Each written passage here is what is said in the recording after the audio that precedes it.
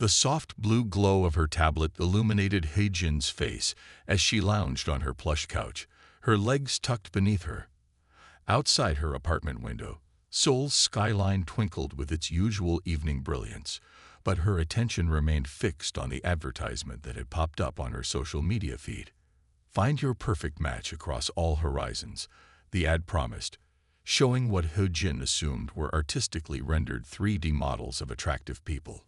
The graphics were impressive, almost too realistic, with an otherworldly quality that made her pause. Still, after 3 years of focusing solely on her career as a contract lawyer, she decided it might be time to dip her toes back into the dating pool. The app's installation was seamless, though she found it odd that it required a full body scan and medical history. Dating standards must have really changed since she last tried, she thought. The questionnaire that followed was exhaustively detailed, covering everything from her professional qualifications to her genetic history. He-Jin attributed this to the app's supposed eye matching system. As she filled out her profile, her apartment's eye assistant chimed in. "Ms. Lee, would you like me to verify your credentials for the application?" "Yes, please do," He-Jin replied absently, still scrolling through the extensive form. She barely noticed when her professional certificates and legal licenses were automatically uploaded to her profile.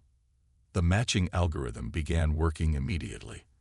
He-Jin watched in fascination as holographic profiles materialized in her living room. The technology was impressive. She could walk around each profile, examining the detailed information displayed. She assumed it was some new augmented reality feature. One profile in particular caught her attention. The name displayed was Reiko, and the professional credentials were impressive. Senior Arbitrator of Interplanetary Disputes. He-Jin chuckled at the creative job title. The gaming and role-play community really went all out these days. "Interesting profile," she murmured, reaching out to rotate the holographic display. They must have spent a fortune on this character design. The messages started flowing naturally. Reiko was articulate, intelligent, and seemed genuinely interested in Earth's legal systems. He-Jin found herself drawn into long discussions about contract law, enjoying what she assumed was some very dedicated role-play. "Your understanding of contractual obligations is fascinating," Reiko wrote. "I would very much enjoy discussing this further in person.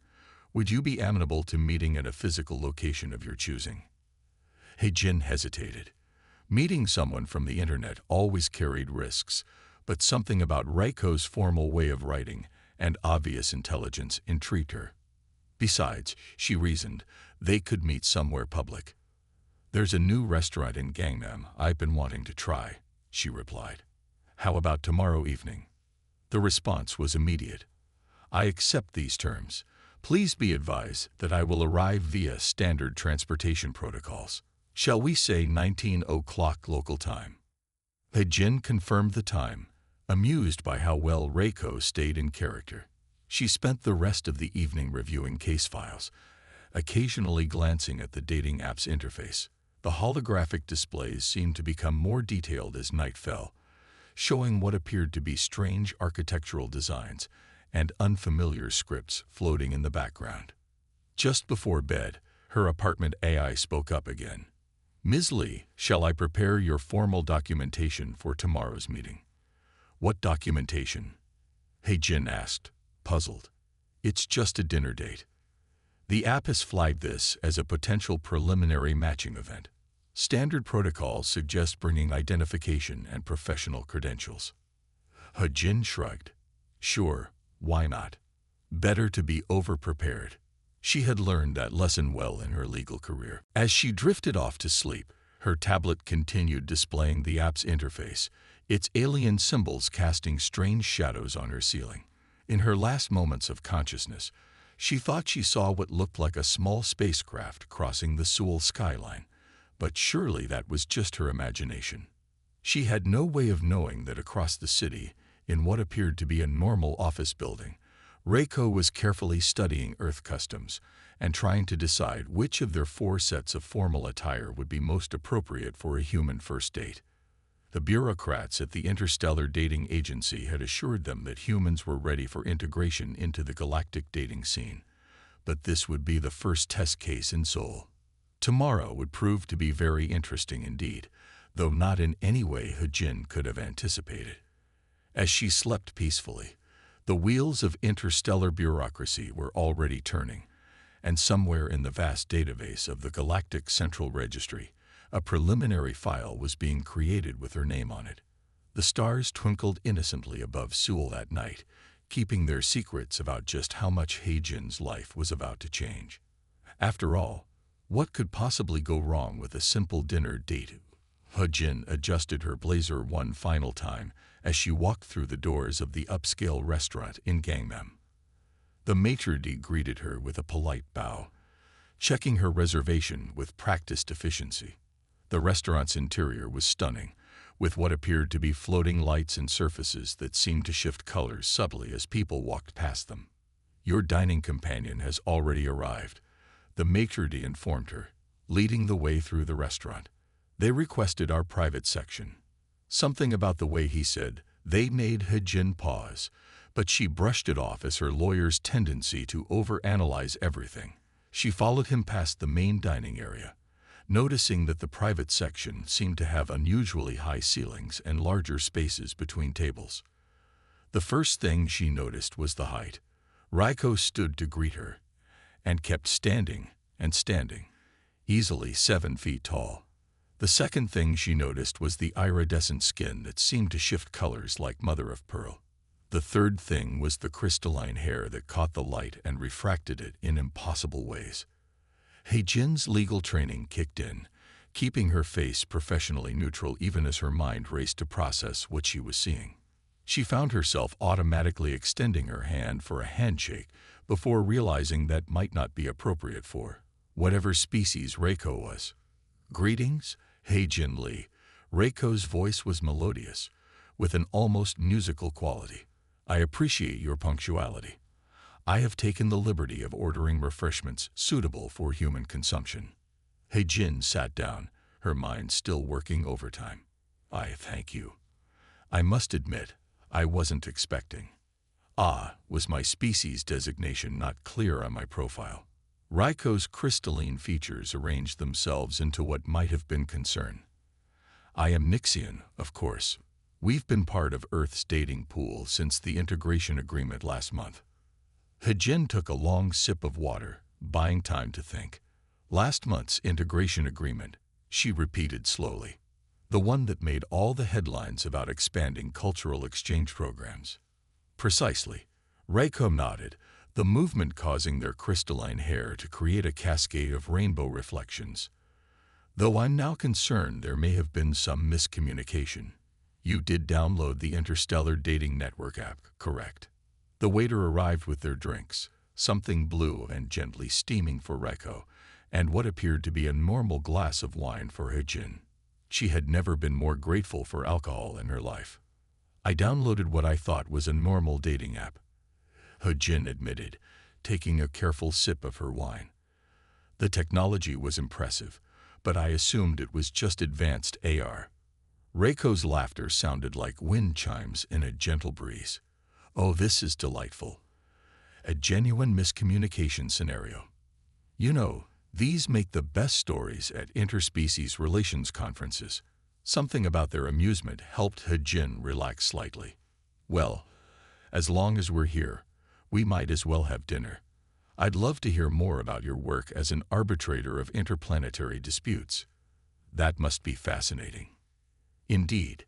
Just last week, I mediated a territory dispute between silicon-based life forms over mining rights to a gas giant. But I'm more interested in your work with Earth contract law. Your profile indicates several impressive victories in corporate arbitration." As they ordered their meals, Hejin was relieved to see the menu had a clear Earth cuisine section. The conversation flowed naturally into a discussion of legal systems across different species. Hejin found herself thoroughly engaged, her initial shock giving way to professional curiosity.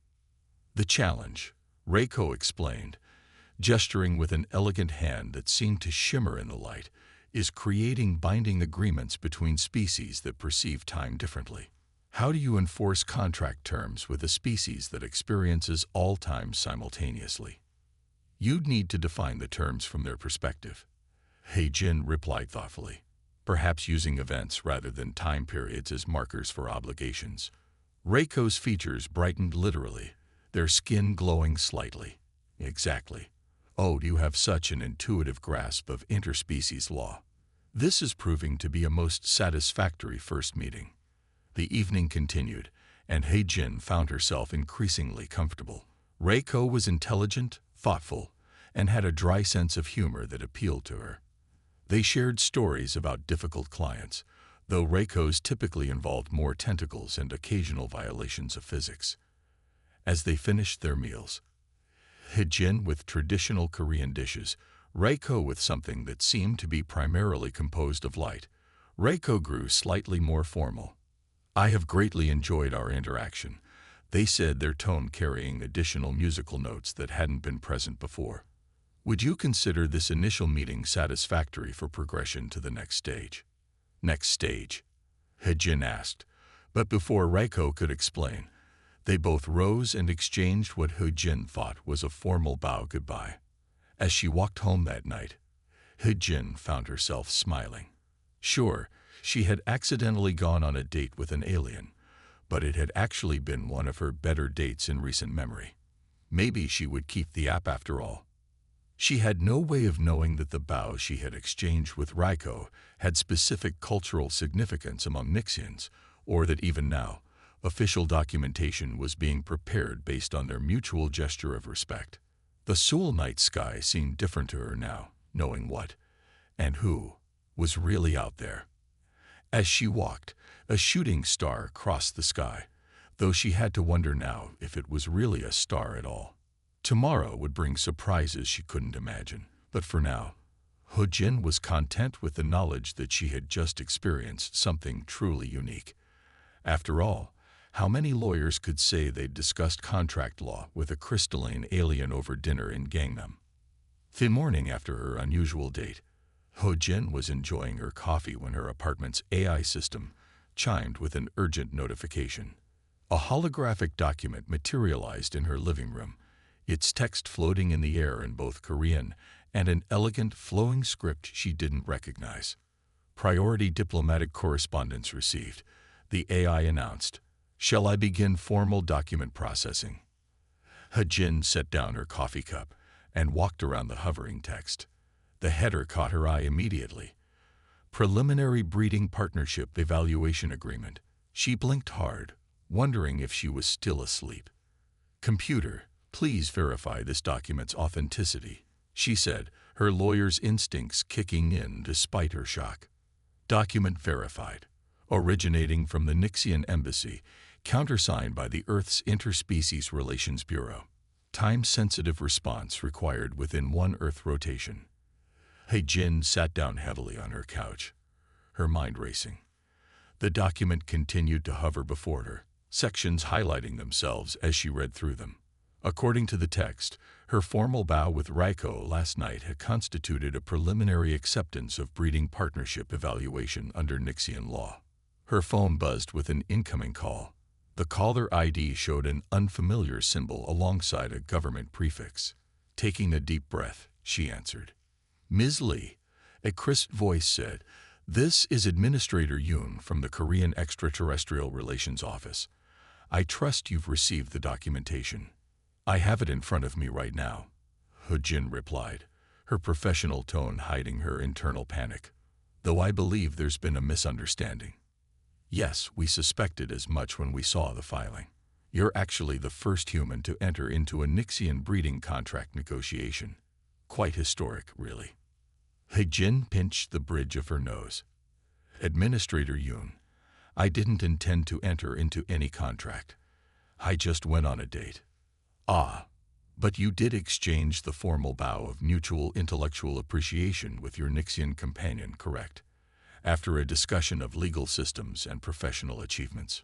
Well, yes, but in Nixian culture, That specific combination of actions constitutes formal intent to begin breeding partnership evaluation. Their species takes intellectual compatibility very seriously in these matters.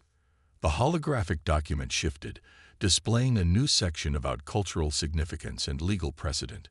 He-Jin found herself automatically reading through it, her legal training taking over despite the bizarre situation. The contract terms are quite interesting. She mused aloud, then caught herself. Not that I'm accepting this. I didn't know what the bow meant. Of course not, Administrator Yoon said smoothly. That's why you have 24 hours to prepare your formal response. I'm sending over our xenocultural specialist to assist you. He should arrive in approximately. He-Jin's doorbell chimed. Ah, he's there already. Good luck, Ms. Lee. This could be an excellent opportunity for human-Nixian relations. The call ended, and He-Jin's door opened to reveal a young man carrying several data pads and what appeared to be a small crystal sphere. Lee He-Jin, I'm Minho from the XCR office. I bring greetings and congratulations on your historic. I'm not actually planning to go through with this, He-Jin interrupted. Minho set down his materials and activated the crystal sphere, which projected additional documents into the air. That's perfectly understandable. However, we should discuss the implications of refusing a Nixian breeding evaluation. Their species considers intellectual compatibility to be sacred. A rejection without proper cultural consideration could impact several pending trade agreements. He-Jin's legal mind caught the implications immediately. Are you saying my dating mishap could cause a diplomatic incident? Not if handled properly, Minho replied, pulling up more documents. The Nixian legal system is actually quite flexible. They respect intellectual discourse and logical argument. If you can present a culturally sensitive case. He-Jin found herself walking around the floating documents again, this time paying closer attention to the legal frameworks outlined within.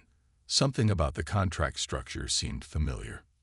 This section here, she pointed, about mutual benefit and cultural exchange. It's similar to Earth's commercial partnership laws. Minho nodded enthusiastically. Yes, Nixian breeding contracts are more like business arrangements than what we consider marriage. They're primarily concerned with the exchange and preservation of knowledge. He-Jin's phone buzzed again. A message from Raiko. I hope you have received the preliminary documentation. I look forward to your response and trust you will find the terms intellectually stimulating. Looking at the message, He-Jin felt her panic giving way to professional curiosity. The contract was actually quite elegantly structured, with clear provisions for cultural differences and knowledge exchange. Minho, she said slowly, tell me more about how Nixian contract negotiations work, and why exactly did they integrate with Earth's dating pool last month? For the next several hours, He-Jin's apartment became a study in xenolegal relations. She learned that Nixians have been observing Earth's legal systems with great interest, that their species reproduced through a complex process involving the merger of both physical and intellectual traits, and that they considered lawyers to be among the most desirable breeding partners due to their logical minds and argumentative capabilities. By evening, He-Jin had drafted a preliminary response, not an acceptance, but not quite a rejection either. Instead, she proposed a formal negotiation session to discuss the cultural implications and potential modifications to the standard contract terms. This is actually quite good, Minho said, reviewing her draft. You've cited their own legal precedents regarding cross-species cultural adaptation. Very clever. He-Jin sent the response, then sat back with a sigh.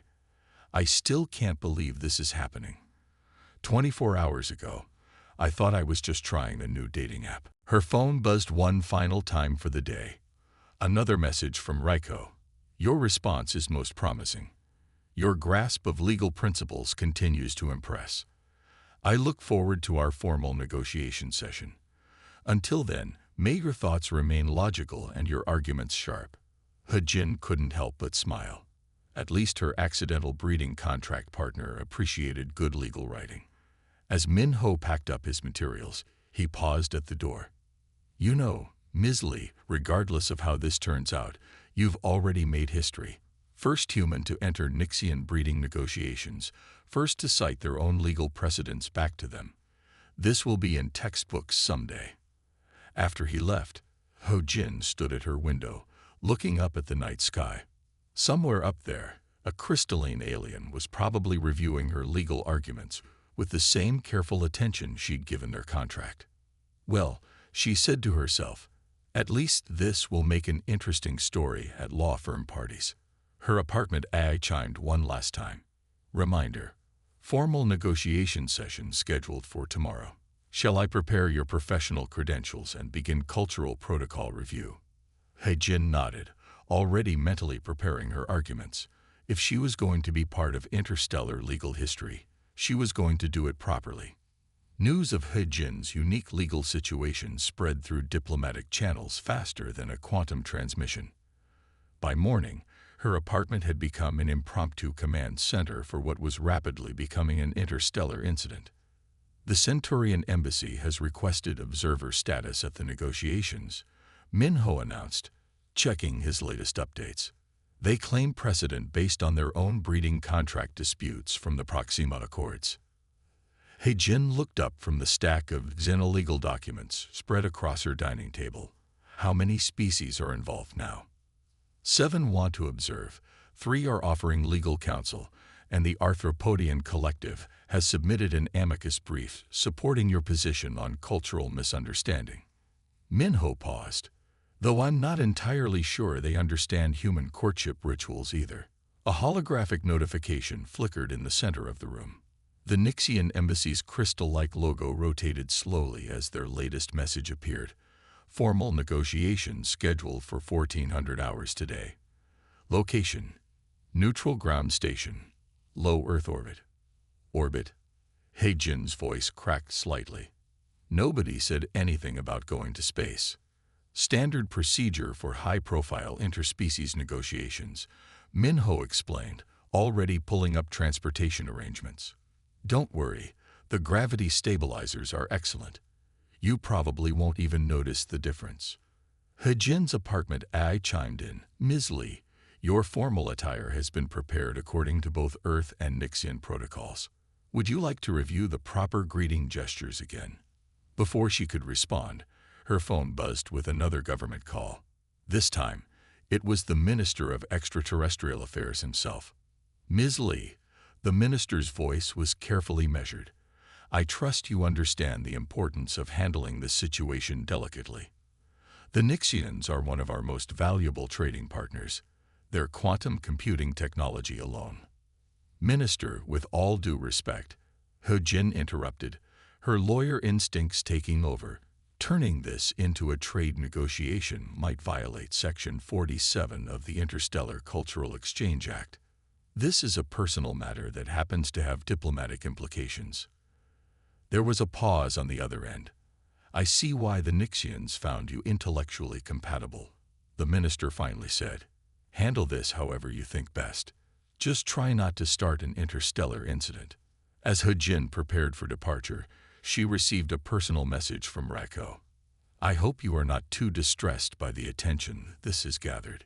Your initial legal response was so impressively structured that several species requested to study the proceedings. You continue to exceed expectations. The transport to the orbital station was surprisingly smooth. He-jin watched Earth grow smaller below them, trying to process how her life had changed so dramatically in just 2 days. The station itself was a marvel of engineering, with sections designed to accommodate various species' environmental needs. The negotiation chamber was a perfect sphere, with delegates from different species arranged in a circle. Raiko sat directly across from He-jin, their crystalline form even more impressive in the space station's artificial light. Before we begin, announced the arbitrator, a being that appeared to be made of shifting smoke, we must address the unprecedented nature of this case. Never before has a first date resulted in such high-level diplomatic involvement. He-jin stood, straightening her blazer. If I may, honored arbitrator, I believe that's precisely why we're all here. This case highlights the importance of establishing clear protocols for cross-cultural romantic interactions. A murmur of approval rippled through the chamber. Several delegates began taking notes. Additionally, He-Jin continued, while I respect the Nixian traditions regarding intellectual compatibility, I would argue that true compatibility requires informed consent and cultural understanding from all parties. Reiko's crystalline features shifted in what He-Jin now recognized as appreciation. A most logical argument. Would you expand on your interpretation of informed consent across cultural boundaries?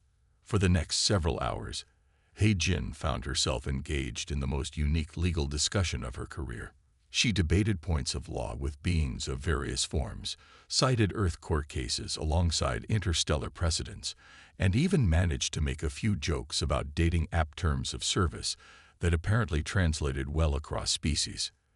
The arthropodian representative clicked their mandibles appreciatively.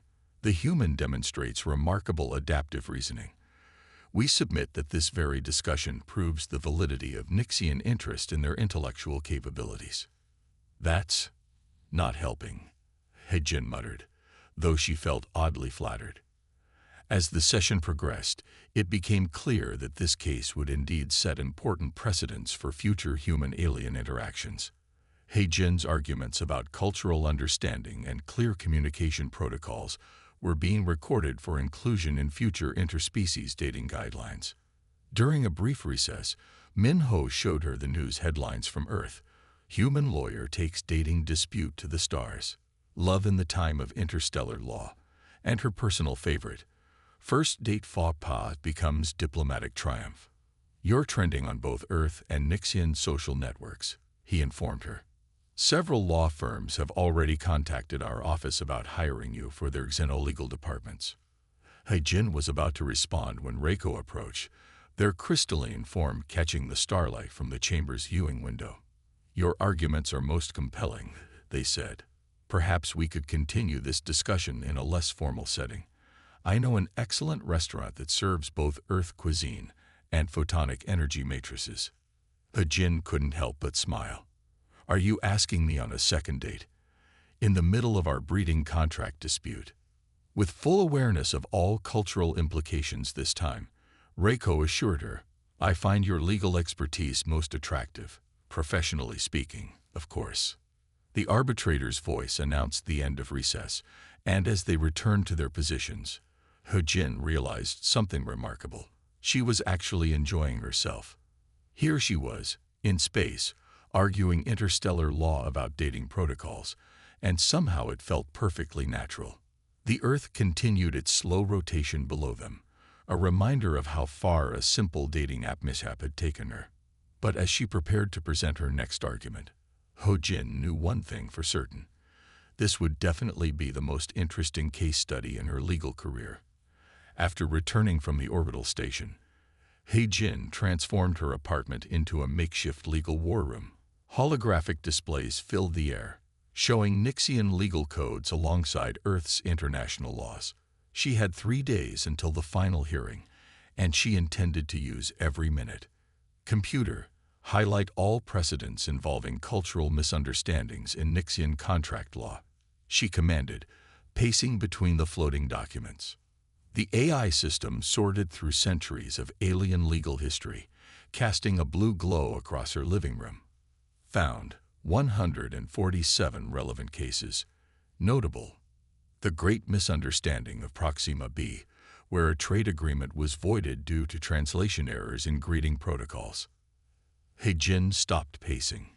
Wait, go back to that one. Show me the full case file. As she read through the ancient case, a smile spread across her face. The Proxima incident had established that cultural context was essential for any binding agreement. More importantly, it had led to the creation of the Cultural Comprehension Clause, a legal framework that could be her way out.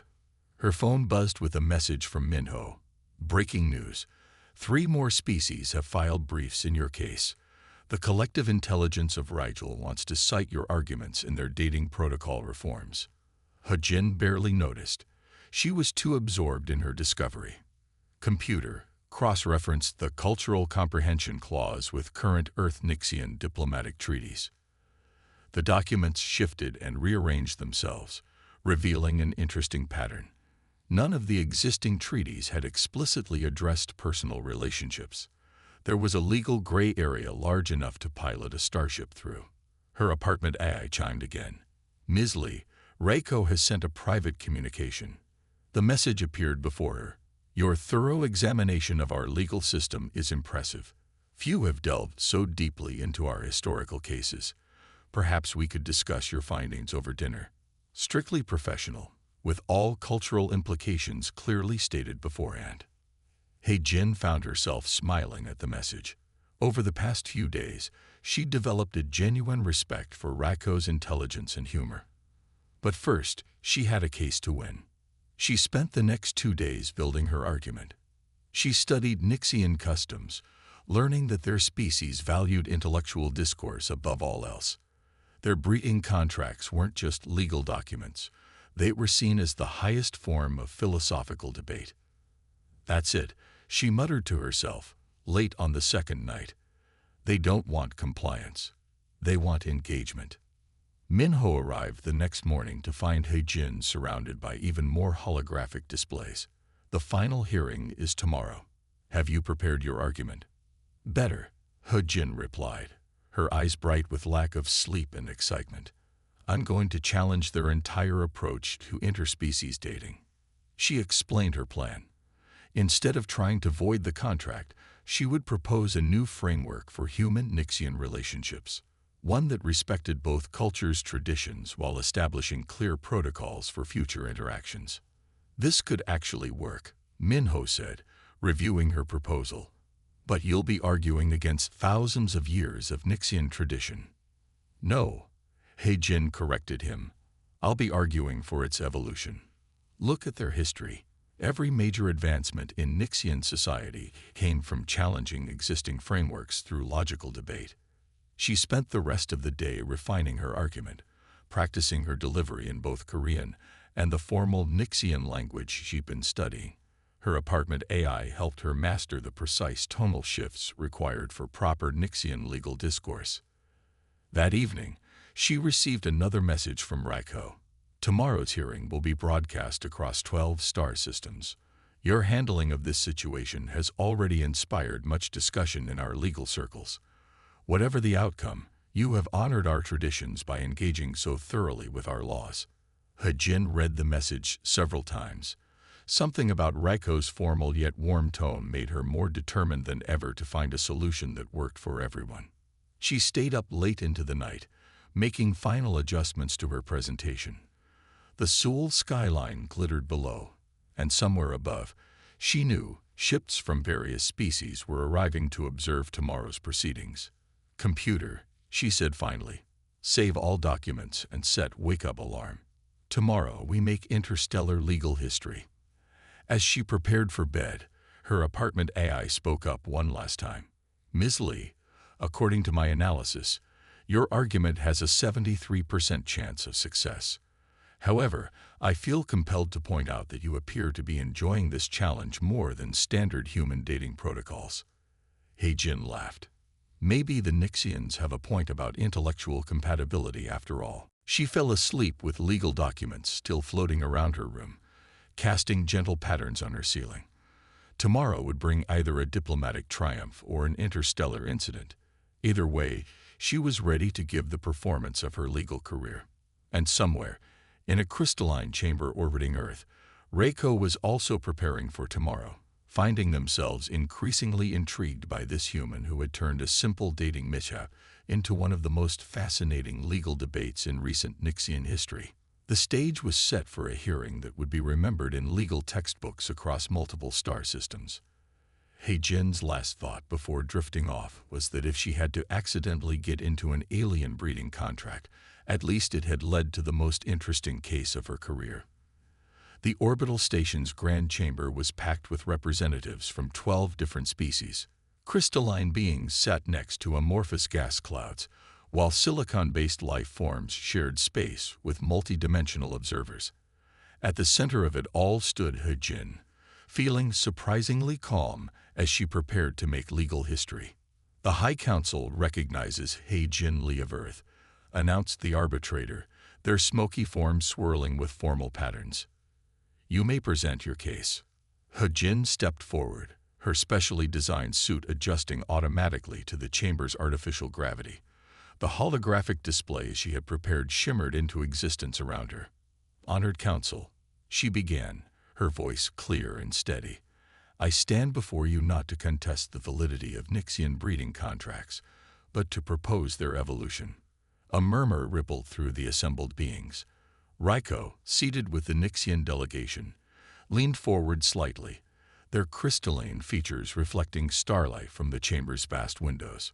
"For millennia, your species has valued intellectual discourse as the foundation of all meaningful relationships," He Jin continued. "This principle has served you well. However, the integration of humanity into the galactic community presents unique challenges and opportunities." She gestured, and a hologram shifted to display ancient Nixian legal texts alongside recent Earth dating statistics. "Consider the great misunderstanding of Proxima b, where your society demonstrated remarkable adaptability by establishing the Cultural Comprehension Clause." The Nixian Chief Justice's crystal-like form shimmed with interest. "You propose this case falls under similar jurisdiction." "I propose it transcends it," He Jin replied. "This isn't just about cultural misunderstanding. It's about creating new frameworks for meaningful connection across species." She launched into her carefully prepared argument, weaving together Earth's dating customs with Nixian traditional values. The holograms around her shifted and flowed, illustrating each point with precise data and historical references. "Humans, like Nixians, value intellectual compatibility," she explained. "But we also require emotional resonance and shared experiences. Your breeding contracts focus on the exchange of knowledge. Admirable, but incomplete when applied to human relationships." Reiko spoke up, their musical voice carrying across the chamber. "Yet you demonstrated remarkable intellectual capacity in researching and understanding our laws. Does this not validate our initial assessment?" He Jin smiled. "It validates that our species can learn from each other, which brings me to my proposal." The holograms converged into a single display, showing a new type of contract framework. "I propose the establishment of an interspecies cultural exchange program, with dating protocols that respect both our traditions. Instead of immediate breeding contracts, we begin with a period of mutual cultural education." The chamber erupted in discussion. Several species began taking rapid notes, while others engaged in heated debates in their native languages. "This is unprecedented," declared the arbitrator. "You suggest fundamentally altering a cornerstone of Nixian society." "I suggest enhancing it," He Jin corrected. "Your society values the pursuit of knowledge. What better way to expand knowledge than through carefully structured cultural exchange?" She proceeded to outline specific provisions, formal dating periods with clear cultural guidelines, mutual language study requirements, and progressive stages of commitment based on demonstrated understanding of both species' customs. Furthermore, she added, this framework could serve as a template for all human-alien relationships, preventing future misunderstandings while promoting genuine connection. The Nixian council members conferred among themselves, their crystalline forms creating complex light patterns as they communicated. Reiko watched He Jin with what appeared to be growing admiration. "Your latest legal framework adjustments are quite elegant," Reiko commented as they were seated. "The provision for temporal perception differences in relationship milestones is particularly innovative." "I had help," He Jin replied, thinking of their long discussions about how different species experience time and emotional attachment. "Though I still say the Centaurians are overthinking the first date concept. 3 simultaneous temporal variations seems excessive." Their conversation flowed easily between professional and personal topics. He Jin had learned to appreciate the Nixian approach to relationship building, where intellectual connection formed the foundation for deeper bonds. "The Council has approved your proposal for an interspecies dating rights convention," Reiko mentioned as they finished their meal. They've requested that we co-present the opening address. Hejin raised an eyebrow. That's quite an honor. They believe our unique history provides valuable insight into cross-cultural relationship development. Later that evening, they walked through a newly established interspecies park where various atmospheric conditions allowed all residents to enjoy Earth's natural beauty. The stars above seemed brighter now that Hejin knew what, and who, was out there. I've been studying human courtship customs more thoroughly, Reiko said suddenly, their crystalline features shifting in what Hejin recognized as nervousness. Would you be interested in pursuing a more formal relationship under our new protocols? Section 7.2 allows for progressive emotional bonding while maintaining professional collaboration. Hejin stopped walking, turning to face them. Are you asking me to officially date you? With all cultural implications clearly stated and documented. With full awareness and intent, Reiko confirmed, I find our intellectual discourse most stimulating, and your company has become essential to my daily function. Hejin laughed softly. That might be the most romantic thing a Nixian has ever said to a human. Yes, I'd like that. Though we should probably file the paperwork in triplicate. Of course. The Cultural Exchange Office requires proper documentation. I've already prepared the forms in both languages. As they continued their walk, Hejin reflected on how her life had changed. What had started as a dating app mishap had led to a groundbreaking career, interstellar legal reforms, and now, a relationship that was literally unprecedented in human history. Back in her apartment that night, Hejin reviewed the relationship agreement Reiko had prepared. It was perfectly structured, with clear provisions for cultural learning, emotional development, and mutual growth. She signed it with a smile, knowing that somewhere in the vast database of the Galactic Central Registry, a new kind of love story was being recorded. Her apartment AI chimed softly. Ms. Lee, shall I update your status in the interspecies dating registry? Yes, she replied, looking out at the starlit sky. File under New Beginnings. Tomorrow would bring more challenges, more species seeking guidance, more protocols to develop. But for now, Hejin was content knowing that sometimes the best things in life came from unexpected downloads and accidental legal precedents. After all, in a universe full of infinite possibilities, finding love through a dating app mishap wasn't the strangest thing that could happen. It might just be the most human thing of all.